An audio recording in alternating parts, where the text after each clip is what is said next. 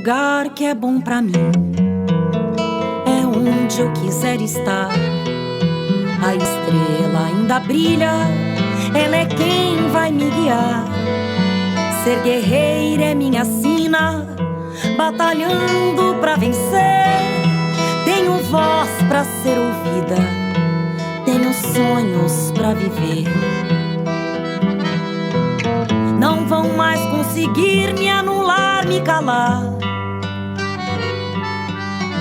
Ninguém vai me impedir de cantar e lutar. Seja em casa, no campo, na rua ou na praça. Chega de mordaça, agora eu vou falar. Porque eu sou mulher pra fazer acontecer. Eu sou uma delas, são elas por elas, ocupando os espaços de poder. Há 10 anos, em 2 de abril de 2013, o plenário do Senado Federal aprovou por unanimidade a proposta de emenda constitucional que ampliava os direitos das trabalhadoras domésticas. Antes da lei, esses profissionais, que hoje são cerca de 5,9 milhões, sendo 91% mulheres, tinham direito apenas à carteira assinada. Com a Lei Complementar 150, que resultou desta PEC, sancionada pela presidenta Dilma Rousseff, as domésticas passaram a ter direitos como FGTS, jornada de trabalho fixada, pagamento de horas extras, seguro-desemprego, adicional noturno e abono família. Nesta primeira década, foi dado um passo importante pelo reconhecimento de direitos das trabalhadoras domésticas.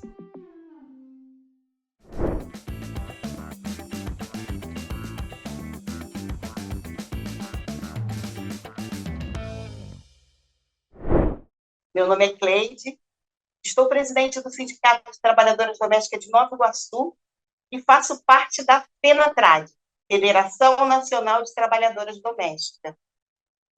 Antes de falar da PEC, eu gostaria de aproveitar esse momento para falar de uma conquista muito importante, que foi a implementação da carteira de trabalho, né, da nossa lei, que está fazendo 50 anos de existência. Então, a PEC foi fundamental, mas a conquista da carteira assinada foi uma conquista muito grande para a nossa categoria. E esse ano está fazendo 50 anos.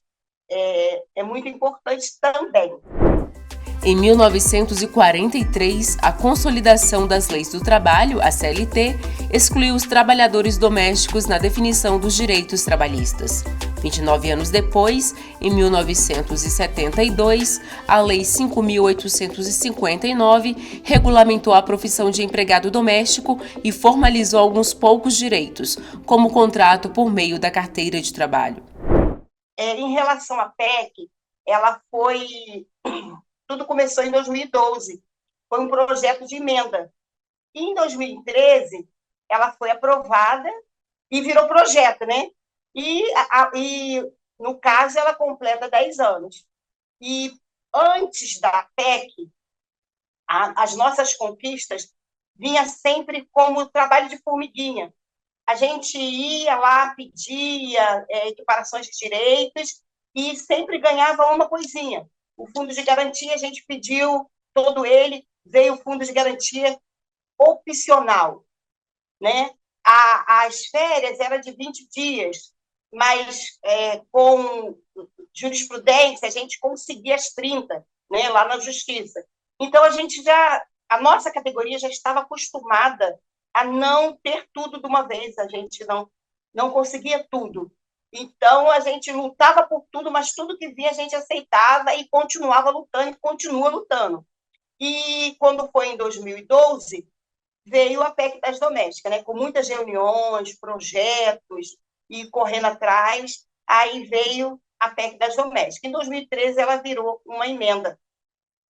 E com a 150 em 2015, ela foi ali complementada, né? Em outubro de 2015. E E para a gente, para a categoria de trabalhadoras domésticas, a PEC ela ajudou muito, ela melhorou muito. Apesar da mídia dizer que ficou precária, virou diarista, mas isso tudo é um conjunto de acontecimentos que causou alguns desemprego ou tirar o trabalho formal, né, de carteira assinada. Não foi só na nossa categoria que isso aconteceu. Então, não quer dizer que foi a PEC que diminuiu a formalidade do trabalho doméstico. Não foi. Foi no geral. Foi a doença, né, a Covid, foi esse desgoverno, né, que passou, o governo passado, que passou. Então, foi muitas coisas que aconteceu para poder ter essa crise de desemprego, que não é só na nossa categoria, mas também em muitas categorias também estão na mesma situação.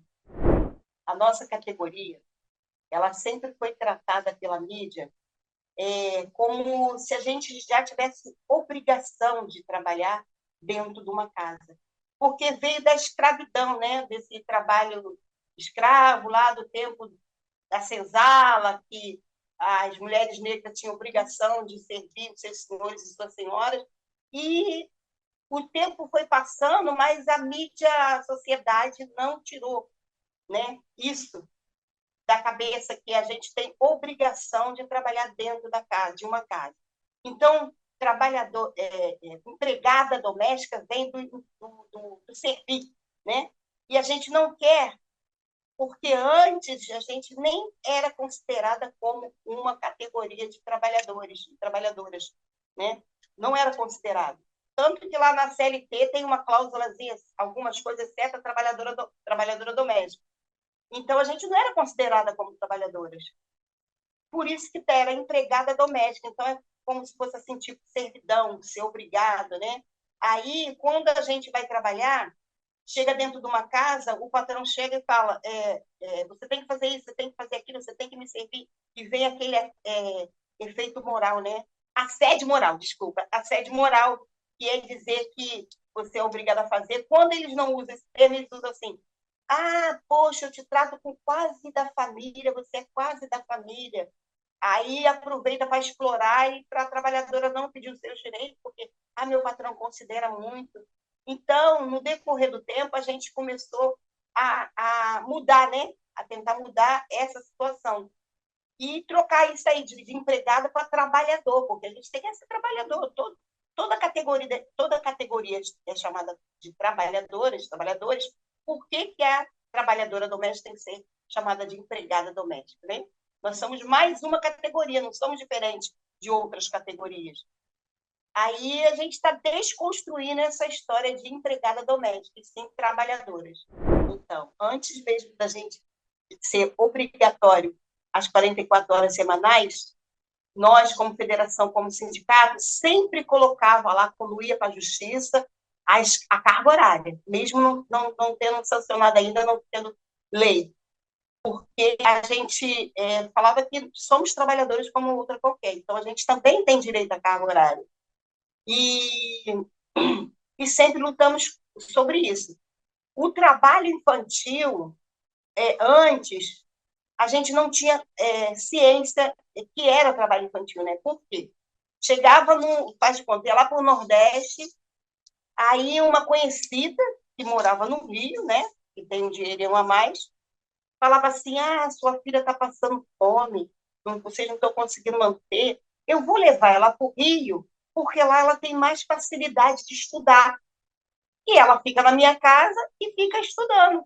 E ainda aproveita e brinca com meus filhos. Mas quando chega no Rio de Janeiro, não é essa a realidade. A criança não estuda, e a criança, quando não vira uma trabalhadora doméstica nos serviços gerais, vira uma babá.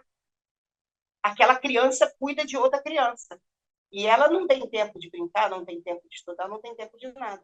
E ela termina virando uma trabalhadora doméstica no trabalho infantil.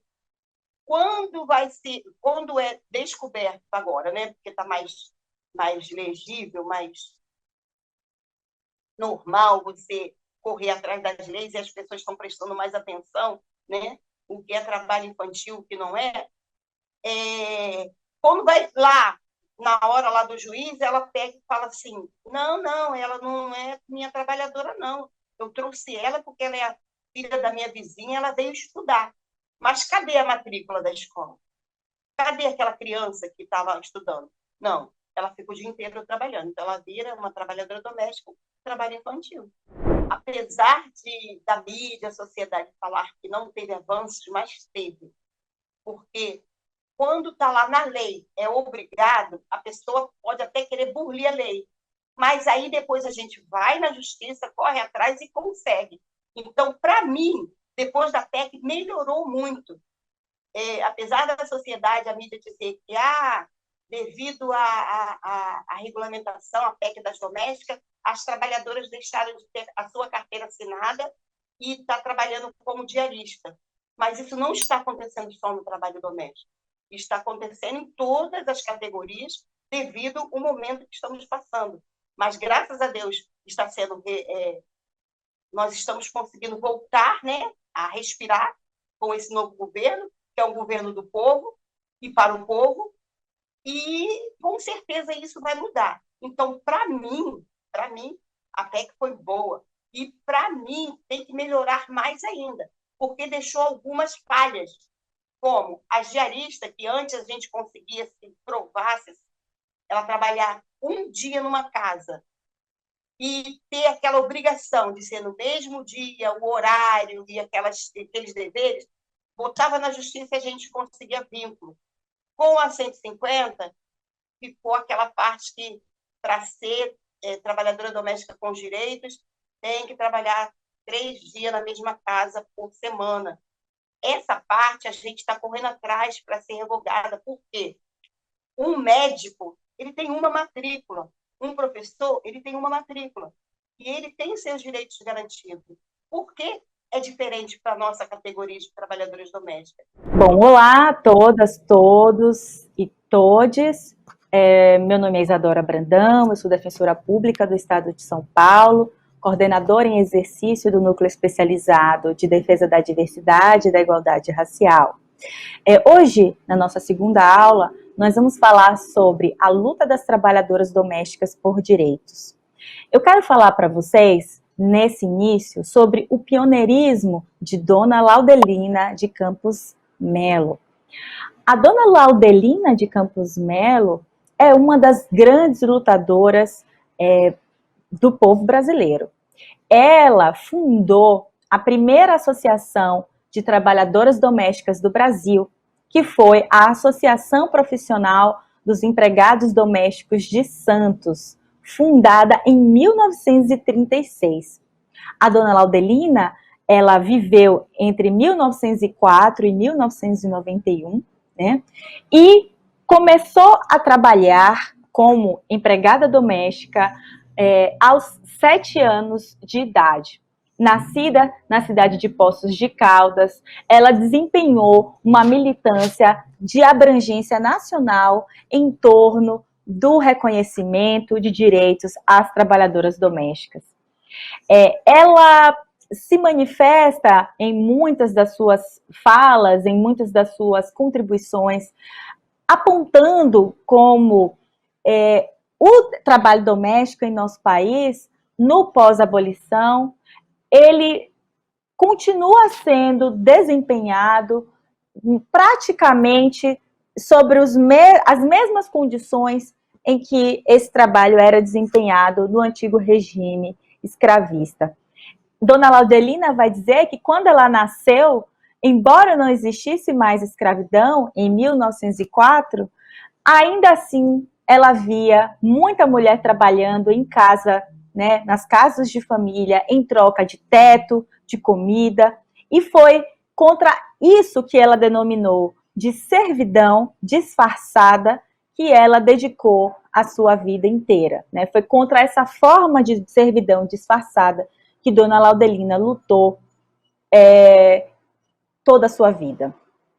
O principal objetivo da Associação Profissional dos Empregados Domésticos de Santos era alcançar o direito à sindicalização, porque a partir daí se compreendia que as trabalhadoras domésticas teriam as condições materiais e políticas para a luta em torno da regulamentação da sua profissão e da equiparação de direitos em relação às demais categorias de trabalhadores e trabalhadoras.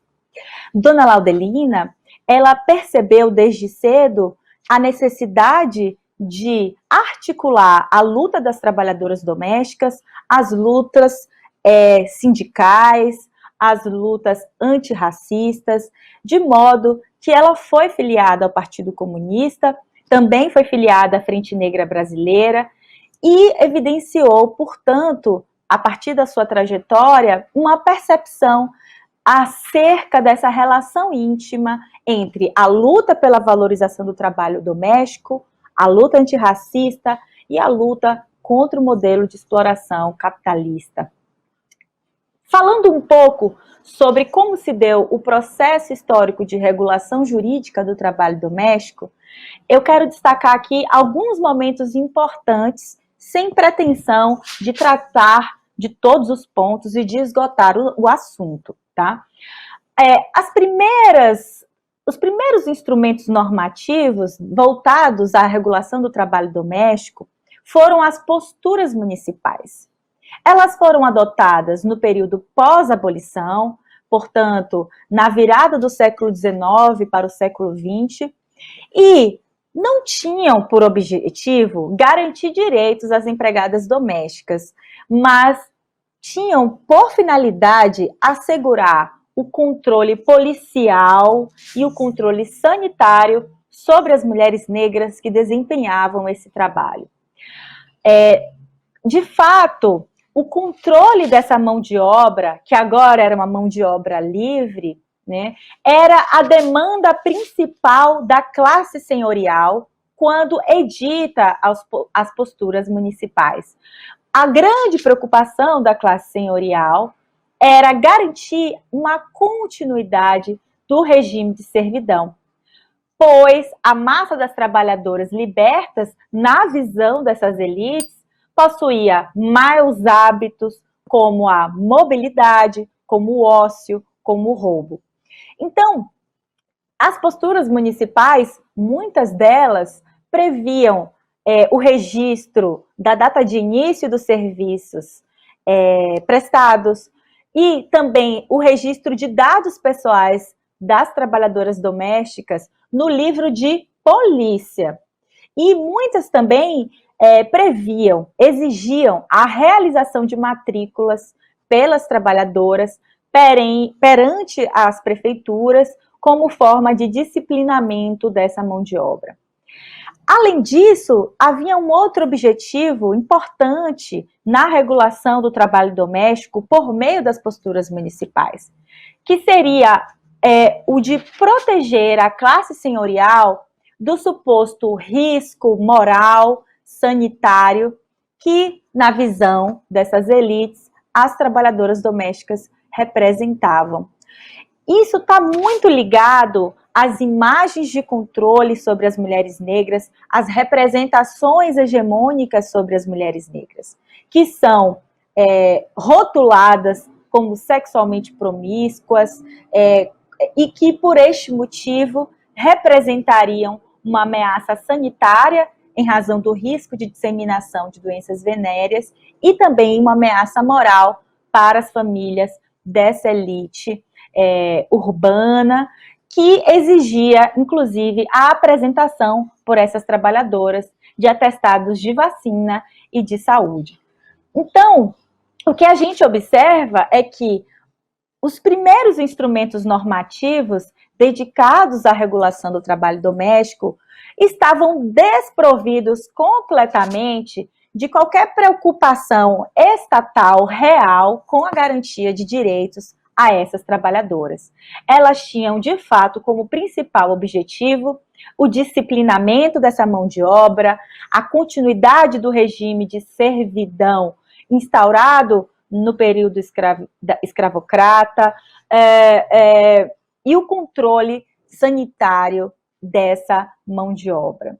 É importante destacar, inclusive, né, que a postura municipal de São Paulo estabelecia que empregados, trabalhadoras, né, que se empregassem sem registro prévio, elas tinham, seria aplicadas a elas uma penalidade de 8 dias de prisão. Porém, se os patrões que tomassem os serviços dos trabalhadores não fizessem o registro em carteira, em caderneta, eles eram punidos como um mero pagamento de multa. Então, a gente já vê aqui uma posição, uma postura estatal, né, que penaliza gravemente, inclusive com privação de liberdade, as trabalhadoras domésticas que se empregam sem registro em carteira, mas que prevê uma penalidade branda de mero pagamento de multa aos patrões que deliberadamente descumprissem o dever de registro dessas trabalhadoras em caderneta. Um outro marco importante na discussão sobre direitos trabalhistas foi a consolidação da legislação do trabalho, a CLT, né? A partir da CLT, vários contratos de trabalho deixam de ser regidos pela legislação civil e passam a ser objeto de regulamentação pelo direito do trabalho. Porém, as trabalhadoras domésticas, juntamente com os trabalhadores rurais, é importante destacar, foram excetuadas, né, foram excluídas desse âmbito de proteção da CLT. Isso significa dizer que o Estado brasileiro, quando da edição da CLT, em 1943, ele opta por manter a relação de emprego doméstico regida pela legislação civil, ou seja, pelo direito privado. Ocorre que as relações de direito privado pressupõem a igualdade e a liberdade das partes contratantes, de modo que a submissão da relação de emprego doméstico a essa legislação civil, na prática, acabou contribuindo para camuflar a relação de subordinação existente entre empregador e trabalhadora doméstica. E, portanto, ao excetuar o trabalho doméstico da proteção do direito do trabalho, o Estado brasileiro anuiu com a realização de ajustes abusivos, né, anuiu com a desproteção das trabalhadoras domésticas no âmbito dessas relações de trabalho.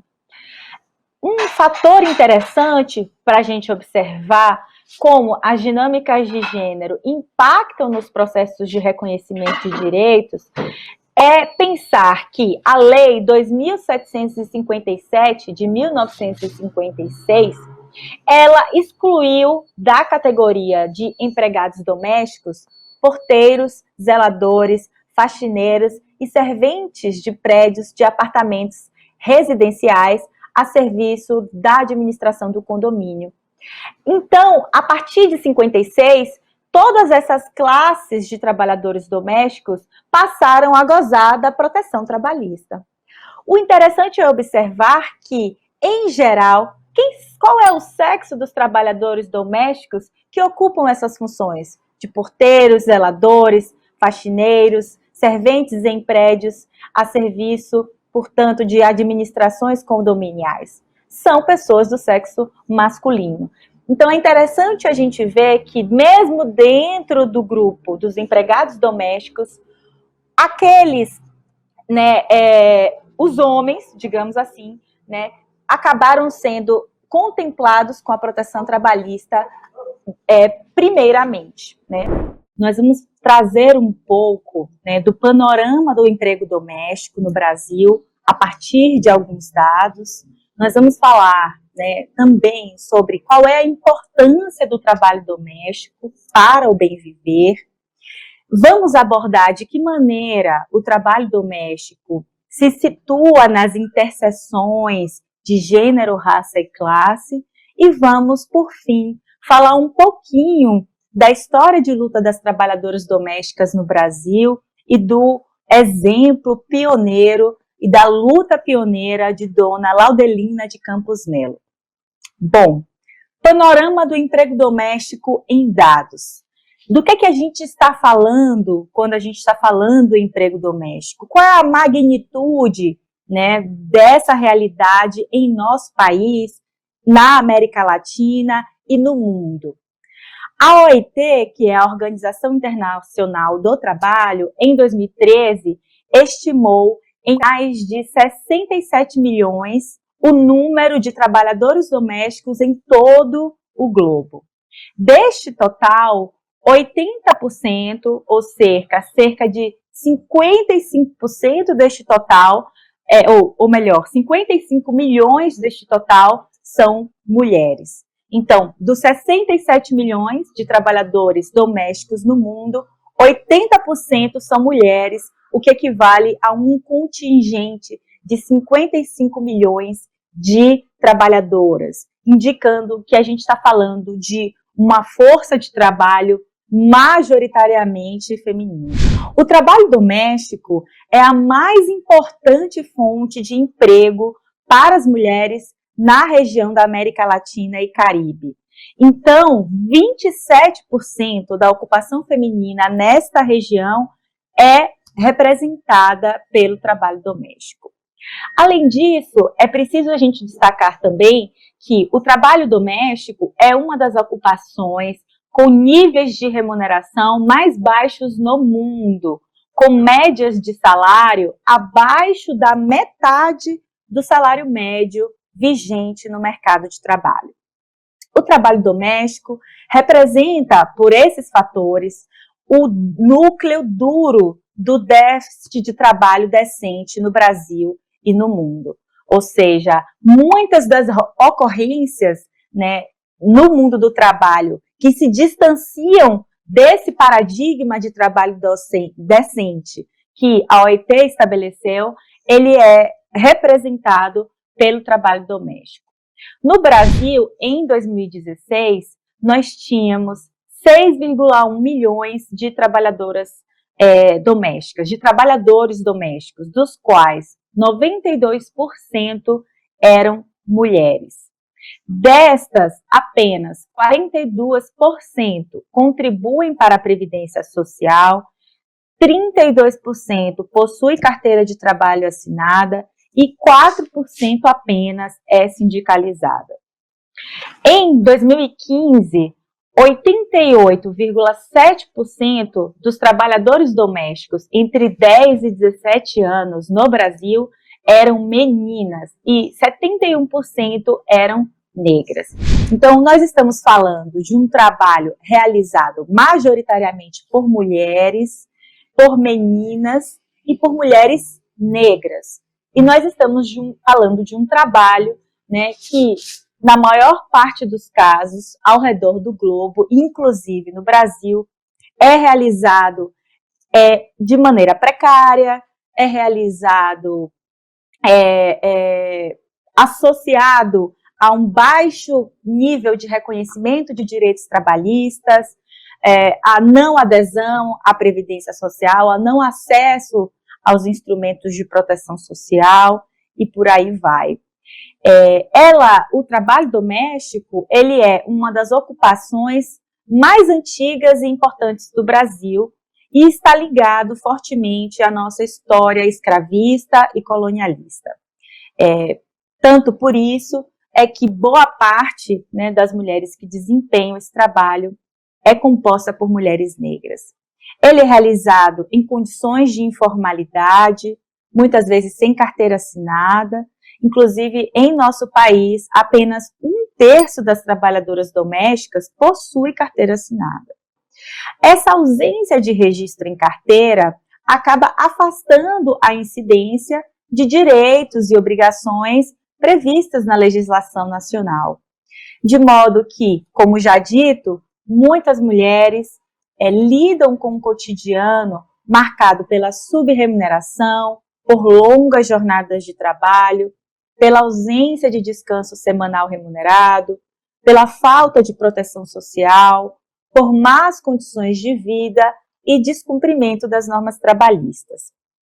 A recomendação 204 da Organização Internacional do Trabalho reconhece que as pessoas que ingressam no mercado informal, como é o caso das trabalhadoras domésticas, não fazem por escolha, e sim como consequência da falta de oportunidades na economia formal, e porque, na maioria das vezes, carecem de outros meios de sustento. A ausência de formalidade no vínculo empregatício é um obstáculo à garantia de direitos trabalhistas e à proteção social. A transição de uma economia informal para uma economia formal é essencial para se desenvolver, para um desenvolvimento includente e para tornar efetivo o trabalho decente para todos e todas. Qual a importância do trabalho doméstico para a sociedade? Qual a importância do trabalho doméstico para o bem viver? O trabalho doméstico, ele é de fundamental importância para nós, para a sociedade como um todo. Ele é essencial para o bem viver porque ele se destina à satisfação de necessidades humanas básicas, primárias, elementares. Então, é o trabalho doméstico que assegura a limpeza da casa, a higiene dos membros da família, a aquisição de alimentos, o preparo de refeições, a educação das crianças, as atividades de gestão e organização do funcionamento do lar. O trabalho doméstico também abarca as atividades sexuais, os afetos que são imprimidos na construção de relações familiares, o fornecimento de segurança psicológica aos membros familiares e o fomento ao estabelecimento de vínculos com a comunidade. Então, é um trabalho essencial, né, para a satisfação de necessidades humanas básicas. Mas, além disso, ele é também de fundamental importância para o bom funcionamento da economia, porque é ele quem garante a produção e a reprodução da força de trabalho, que é, por sinal, essencial para o modo de produção capitalista, né? Então, o trabalho doméstico é o que garante esse fornecimento contínuo de força de trabalho que vai ser empregada no mercado de trabalho formal e que vai ser essencial para o funcionamento de toda a engrenagem capitalista. Para a gente ter uma ideia da importância desse trabalho, eu convido a vocês a imaginarem o que aconteceria se fosse decretada uma greve geral, mundial, de empregadas domésticas e trabalhadoras domésticas e donas de casa. Como isso afetaria o funcionamento da sociedade e da economia? O trabalhador, provavelmente, ele não conseguiria ir trabalhar dia após dia se ele não estiver alimentado, se ele não possuir roupas limpas, se ele não tiver com quem deixar os seus filhos durante a jornada de trabalho. Então, a gente está falando de um trabalho que realmente tem uma importância fundamental para a sociedade, para o bem viver, para o funcionamento da economia, mas, apesar disso, as marcas do trabalho doméstico, o que caracteriza o trabalho doméstico e o emprego doméstico em nosso país, são a invisibilidade e a desvalorização. Para a gente entender por que é que a invisibilidade e a desvalorização são marcas desse trabalho doméstico, a gente precisa pensar que esse trabalho doméstico se situa numa interseção de gênero, raça e classe. Ele sofre com os efeitos e determinações das opressões de gênero, raça e classe. Quais são as determinações de gênero que estabelecem o lugar desvalorizado e invisibilizado do trabalho doméstico em nossa sociedade? Bom, basicamente é a divisão sexual do trabalho. A divisão sexual do trabalho, ela se baseia em dois princípios básicos. A ideia de separação entre o trabalho de homens e de mulheres e o princípio da hierarquização dessas funções. O que significa dizer que há em nossa sociedade a atribuição prioritária aos homens de funções produtivas e de funções que gozam de prestígio social, atreladas ao espaço público, como a produção de mercadorias, as funções políticas e militares. E, por outro lado, de acordo com essa divisão sexual do trabalho, há uma atribuição prioritária às mulheres de funções reprodutivas, ou seja, desse trabalho doméstico e de cuidados, essencial à produção e reprodução da força de trabalho. Meu nome é Luísa Batista Pereira, tenho 67 anos, sou trabalhadora doméstica aposentada, mulher negra, mãe solo.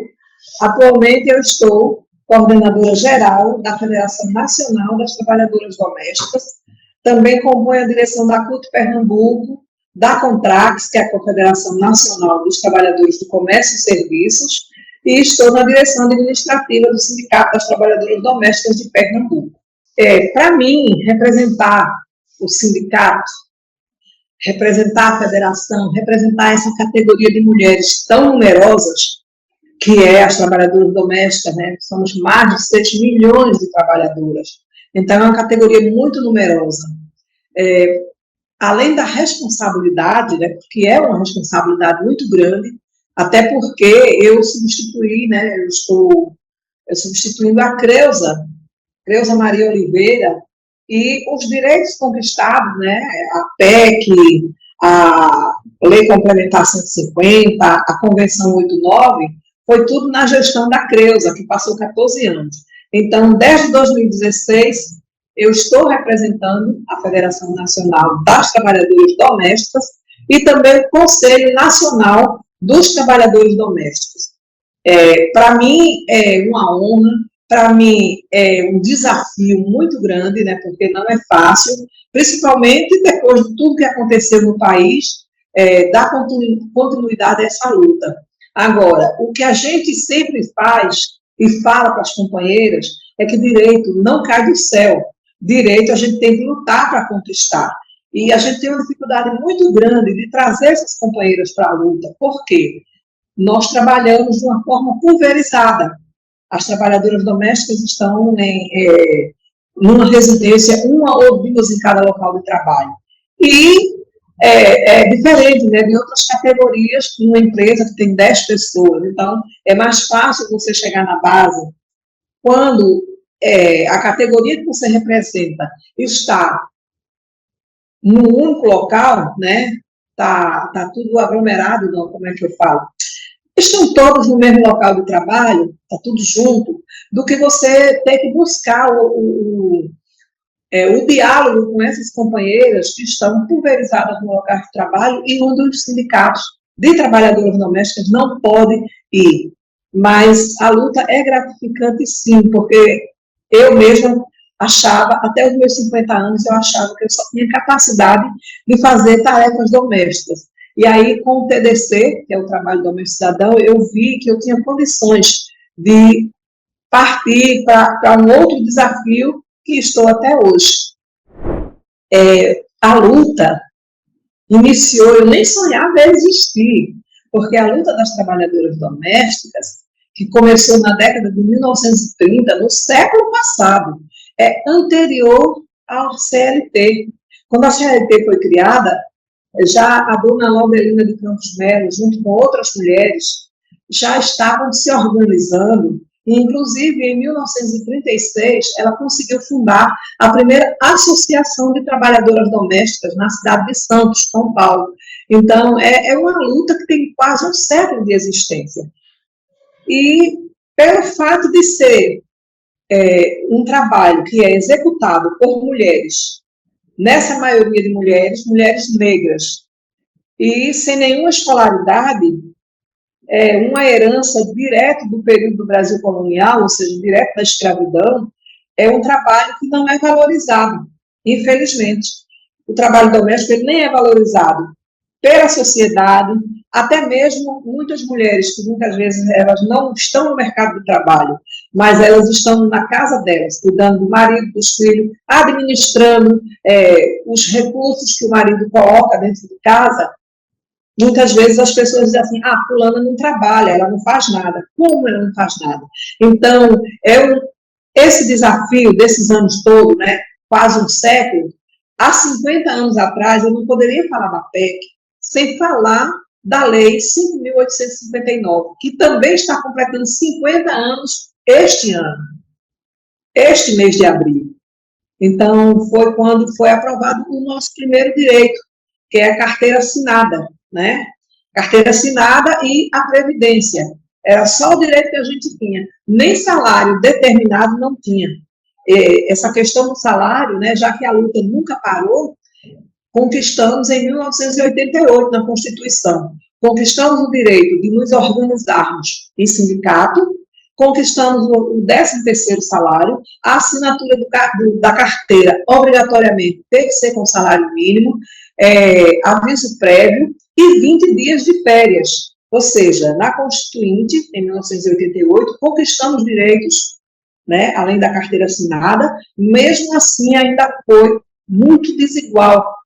Então, essa luta, e eu não sabia, né, eu comecei a trabalhar aos 9 anos de idade, minha primeira assinatura foi como cobradora de ônibus, depois eu voltei para o trabalho doméstico quando eu me aposentei. Então, em 1988, eu não sabia da existência dessa luta.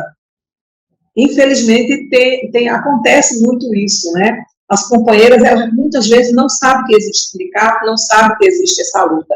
Então, quando eu me aposentei, aí teve um curso que eu voltei a estudar, e foi aí que eu descobri. Mas voltando à questão dos direitos, que foram conquistados a conta-gotas, a luta continuou.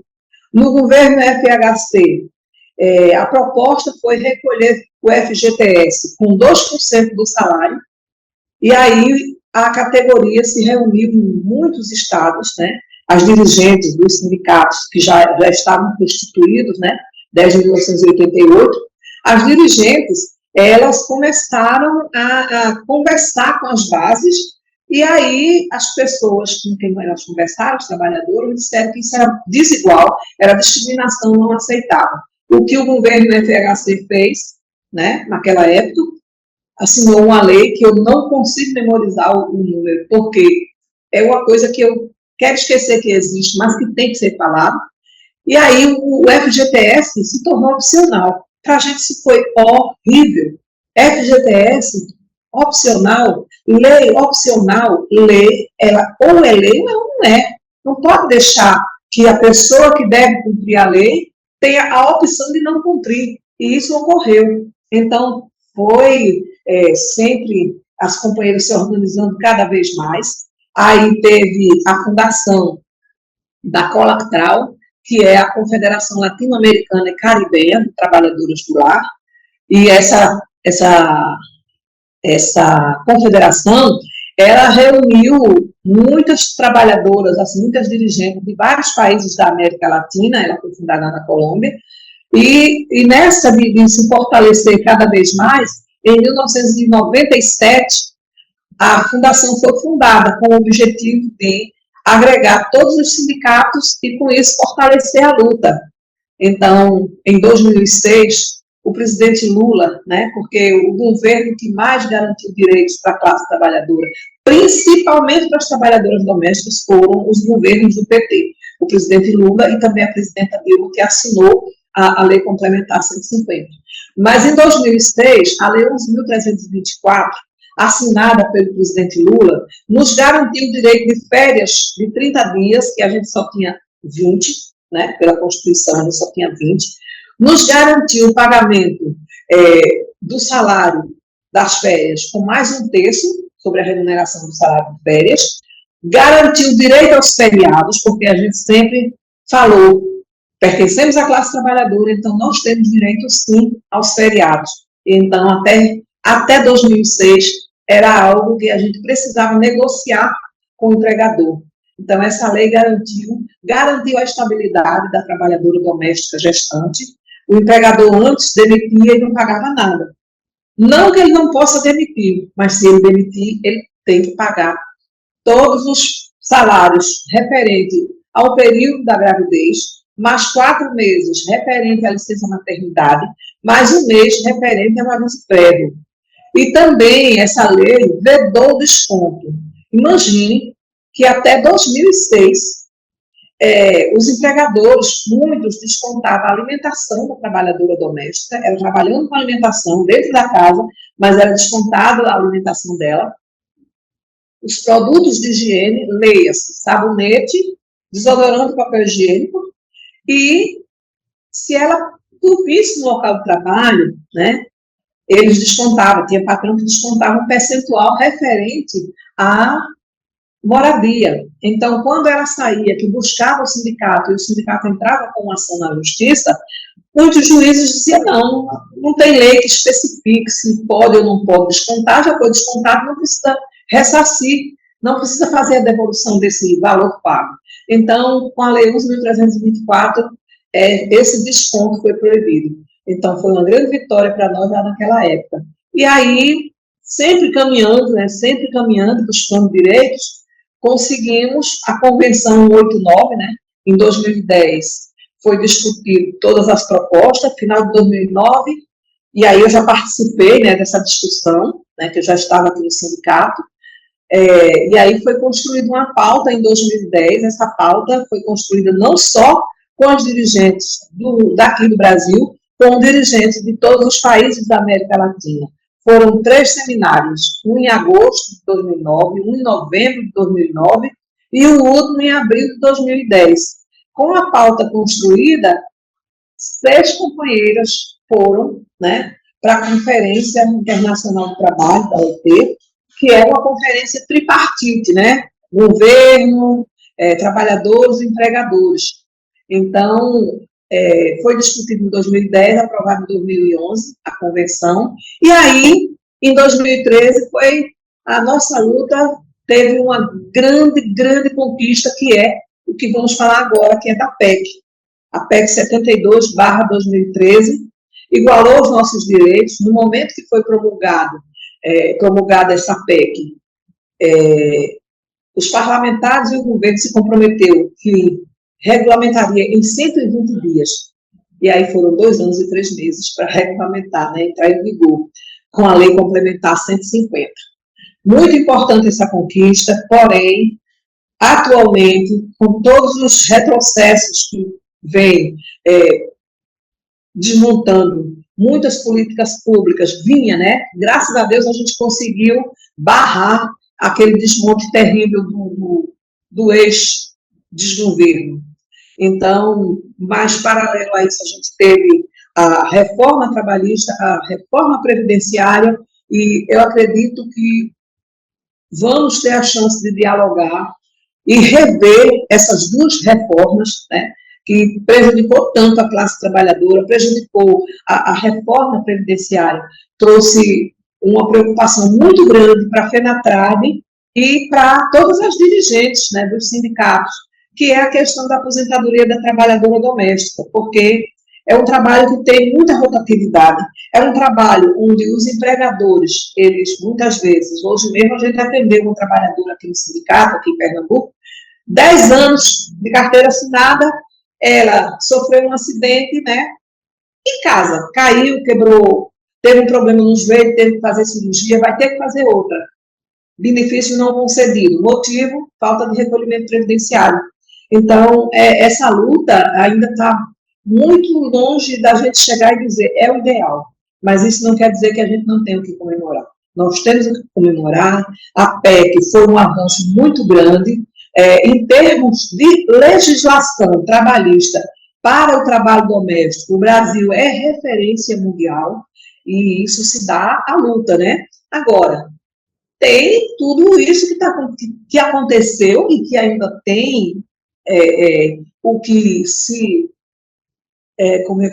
revisar, né? Tivemos o golpe na presidenta Dilma, em 2016, travestido de impeachment, mas aquilo foi um golpe, todo mundo sabe disso, e tivemos, então, a eleição desse desgoverno, que não trouxe nada de benefício para o país, não dialogou com a classe trabalhadora, apenas cometeu coisas atrozes, né? Todo mundo sabe disso. E aí, em 2022, a gente consegue barrar, né? Todos esses desmontes, e agora a gente tem esperança, né? Com a eleição do nosso presidente Lula no terceiro mandato, né? Não consecutivo, mas no terceiro mandato, a gente tem esperança, sim, que a gente possa dialogar e pedir algumas revisões na Lei Complementar 150, que a gente possa também, de uma certa forma, ver a economia melhorar, para que os empregadores voltem a contratar as trabalhadoras domésticas, porque muitos perderam também os seus postos de trabalho, porque diante de tudo isso ainda teve a pandemia que ceifou a primeira vida, foi de uma trabalhadora doméstica no Rio de Janeiro, né, a Cleonice Gonçalves Pereira, e aí muitas companheiras vieram a óbito. A preocupação da FENATRAD é como é que estão os filhos dessas companheiras que vieram a óbito, que a gente está chamando os órfãos da pandemia. Como é que está a situação dessas crianças, desses adolescentes? Será que elas estão sendo amparadas pela Previdência? Porque se o empregador não recolher, com certeza essas crianças estão sem nenhuma proteção social. Então, nossa PEC é uma vitória, uma grande conquista, mas a gente ainda tem muito o que lutar, porque para nós que fazemos a FENATRAD e os nossos sindicatos, para a nossa categoria, o que a gente escuta de muitas delas só vai ficar bom de verdade quando a gente tiver com a nossa carteira assinada, o recolhimento previdenciário feito, a lei ser cumprida da forma como tem que ser. É isso.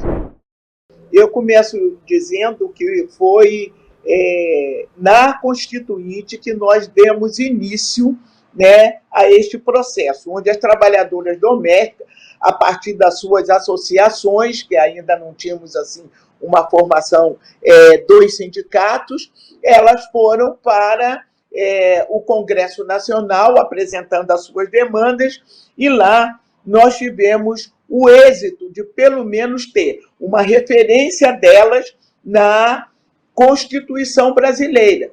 E até naquela época eles diziam que não caberia, mas como o argumento nosso, né, era um argumento de que, na verdade, o que simbolizava um trabalho escravo no Brasil, naquele momento, eram das trabalhadoras domésticas, herdada dos seus avós, né, bisavós. Então, elas estavam ali em condições como pré-escravas, vamos assim dizer. Por quê? Não tinha descanso semanal, não tinha férias, não tinha o 13º salário. Então, era irregular a situação delas enquanto trabalhadoras. Então, na Constituição brasileira, tem lá o artigo que fala dos direitos das trabalhadoras domésticas, mas incompletos, porque, naquele momento, a nossa organização de força, né, naquele congresso que, na verdade, a maioria dos empregadores irregulares estavam lá como deputados e até como senadores, então tentaram um pouco se proteger disso e disseram que eles não eram empresas e que, por conseguinte, eles não poderiam dar esse direito, mas que nós tivéssemos ali a oportunidade de também dar uma compensação para o empregador, já que eles não eram empresa. Então, eles queriam descontos para que pudessem garantir alguns direitos da Constituição para essas trabalhadoras domésticas. Então, a luta começou ali.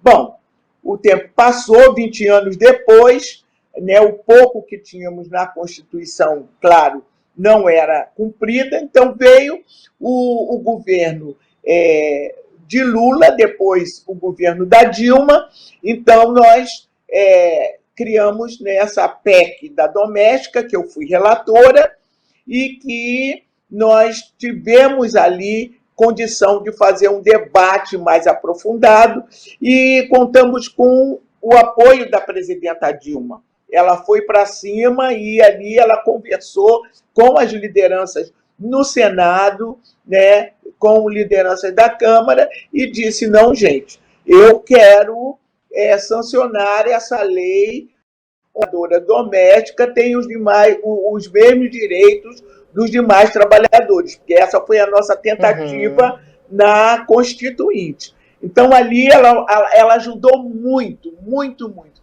Eu creio até que algumas essa medida tomada por ela em sancionar e em brigar por esses direitos fizeram com que os adversários se aproveitassem, né, e também somasse a estratégia deles do impeachment de Dilma. Olha, as conquistas foram grandes, né? Naquele momento, nós tivemos esse apoio, que é fundamental, apoio político, mas que veio a reforma trabalhista e tornou-se prejudicial, né, esta regulamentação dos direitos das domésticas. Mas continuamos lutando, apresentando projeto de lei na Câmara e tudo mais.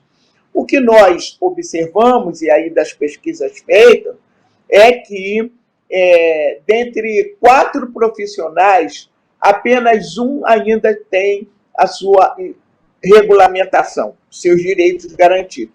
Então, não é possível isso. É preciso que a gente, agora com o governo do Lula, a gente sabe que teremos o apoio para fazer avançar, porque tanto no governo do Lula quanto no governo de Dilma Rousseff, nós vimos 2 coisas muito importantes que eu quero sinalizar aqui, que foi a abertura, né, das políticas, as políticas de cotas, as políticas de ações afirmativas, que levaram com que muitos jovens já pudessem não mais optar, né, pela tradicional família, que era mãe, avós, bisavós, eram trabalhadoras domésticas. Elas já tiveram, com as políticas de cotas, essas ações afirmativas, já suas filhas e seus filhos já entraram para a universidade, já tiveram um novo estudo. E algumas delas também cursaram a universidade junto com seus filhos. Então, isso é um saldo altamente positivo, eu acredito, e que nós queremos retomar para que, então, essa trabalhadora doméstica tenha realmente a sua situação regularizada junto aos seus empregadores e que elas tenham também condição de estudarem, condição de fazer uma outra coisa que elas queiram fazer. Uma outra situação é que nós observamos que eles dizem: mas essa lei não vai ter empregada doméstica, porque o empregador não vai poder pagar a hora. Como não vai poder pagar se é um trabalho onde as mulheres, né, ajudavam a outras mulheres a trabalharem, né, fora do lar, para que elas tivessem um salário melhor e compensador. Também a trabalhadora doméstica ali estava para ter os seus direitos garantidos. Então, é isso que nós estamos buscando e é o grande desafio que nós teremos por diante, né? Nesses 10 anos, nós teremos uma compensação agora com a volta do governo Lula, com mais oportunidade de trabalhos, porque na medida em que essas trabalhadoras domésticas não conseguem, né, ter os seus direitos, elas podem perfeitamente ir migrando, né, para a chamada prestação de serviços, que ali você tem sua carteirinha assinada, seus direitos garantidos, como e foi sempre o trabalho dos homens, dos trabalhadores nessa área de serviço. Então, é esse desafio, a gente acredita que as coisas vão mudar para melhor. Nós acreditamos que novas oportunidades virão, né? Até mesmo para essa trabalhadora doméstica, desde a questão da sua inclusão social, né, profissional e educacional. Então, é preciso que as novas modalidades, nós temos agora o Ministério do trabalho de volta, isso é importante, é um elemento importantíssimo para implementar as políticas, né, dos trabalhadores e das trabalhadoras. Então, eu acredito que nós teremos realmente uma luta pela frente, mas é uma luta que vai encontrar apoio nas ações governamentais, né, ação em que o diálogo é muito importante nesse momento e ele está sendo feito entre o empregador, né, o trabalhador e o empregador. São medidas que saíram, né, realmente daquilo que nós chamamos desde a reforma trabalhista, né, que é a relação de empregador e trabalhador. Hoje não existe isso.